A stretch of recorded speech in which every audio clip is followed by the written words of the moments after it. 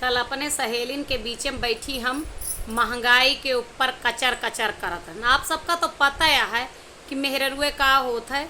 हर घड़ी अगर रोना रोवत ही तो अपने घर के सुख दुख या तो महंगाई पर कितनी महंगाई है, लेकिन साड़ी कपड़ा खरीदे में कोनो कमी नहीं करती। एक से बढ़ के एक खरीदत, अगर केहू 5,000 लाए तो छक लेंगे, यह करत रहन।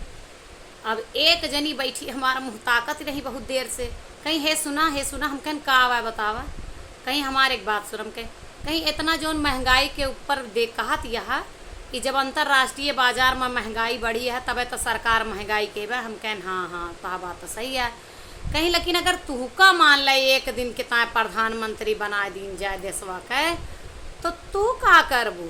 हम कहन एक बात सुन ले, हम ना सब फ्री कह देवे, कहीं ऐसा तो देश बर्बाद हो जाए। तो हम कहन एक दिन कहता हम ही आगे मोदी कंट्रोल करिए, मोदी जाना।